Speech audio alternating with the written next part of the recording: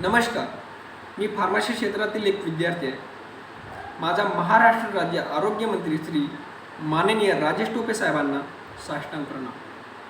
साहेब, आपण बऱ्याच दिवसापूर्वी महाराष्ट्रामध्ये करोना महामारी संकटामध्ये फार्मसी क्षेत्र तसेच आरोग्य क्षेत्रातील विविध पदांसाठी भरती काढल्या होत्या आणि विद्यार्थ्यांसाठी नोकरीची सोनेरी संधी उपलब्ध केली होती.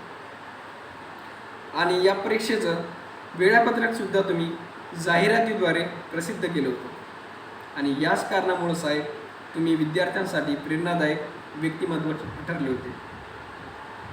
भरपूर विद्यार्थ्यांनी या संधीचं सोनं करण्यासाठी अगदी मनापासूनच नव्हे तर शारीरिक आणि मानसिकरित्या परीक्षेची तयारी केली होती.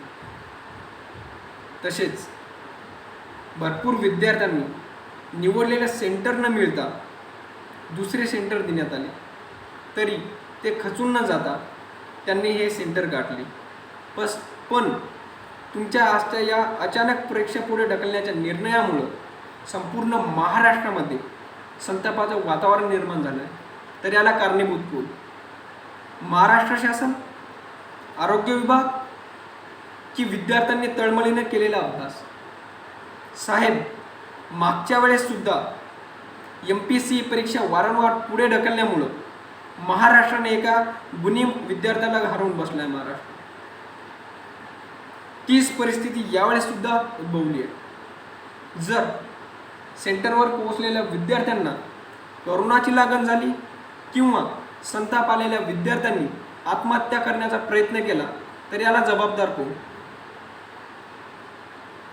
असे बऱ्याच प्रश्नांचं वादळ माझ्या मनामध्ये किंवा महाराष्ट्राच्या प्रत्येक विद्यार्थ्यांमध्ये वादळ निर्माण झालं आहे.